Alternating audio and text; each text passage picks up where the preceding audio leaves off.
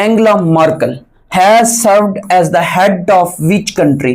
तो ये जर्मनी की हेड ऑफ विच कंट्री? तो ये जर्मनी की।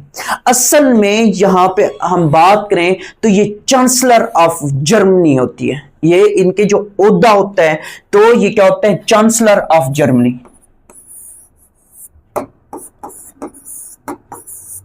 Chancellor of Germany. अब ये जो चांसलर ऑफ जर्मनी होता है ये क्या होता है?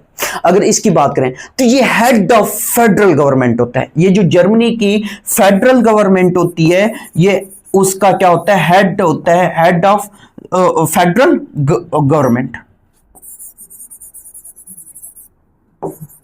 किसकी? जर्मनी की। जर्मनी की जो फेडरल गवर्नमेंट होती है उसके ये क्या होते हैं? हेड होते हैं, ये जो चांसलर होता है। और साथ में ये भी याद रखिएगा चीफ एग्जेक्टिव होता है। ये क्या होता है? चीफ एग्जेक्टिव होता है।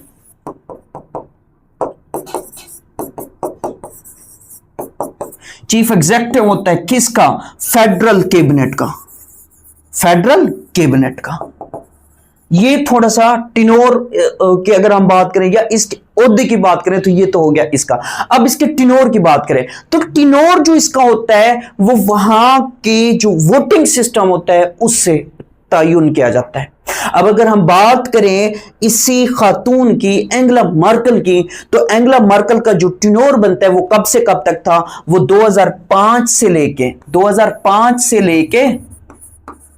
2021 तक था। 2005 से 2021 तक था। ये 4 टाइम्स बनती हैं। ये कितनी टाइम्स बनती हैं? 4 टाइम्स बनती हैं। और टोटल इसका टिनोर जो बनता है वो 16 साल बनता है। यानी कि अगर यहां से हम अंदाजा लगाएं, यानी कि एक तो वोटिंग होनी है, वो उनकी वोटिंग का तरीकाकार जो है वो उनको ही पता होता है कि वोटिंग हमने कब करानी है, कैसे करानी है।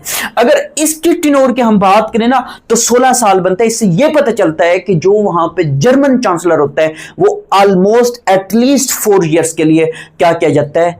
वहां पे नॉमिनेट किया जाता है या इलेक्ट किया जाता है। अब फिर यहां पे याद रखिएगा कि इसकी जो पार्टी थी, इसकी पार्टी का क्या नाम है? Christian democratic union. Christian democratic union, ये इसकी पार्टी का नाम है। फिर इसी तरीके से अगर हम बात करें कि करंट जो है, करंट इसका जो चांसलर है जर्मनी का, वो कौन है? तो वो फ्राइडरिक मर्ज है। फ्राइडरिक मर्ज करंट कौन सा है? फ्राइडरिक मर्ज। ये मई 2025 में अपॉइंट हुआ। ये कब अपॉइंट हुआ?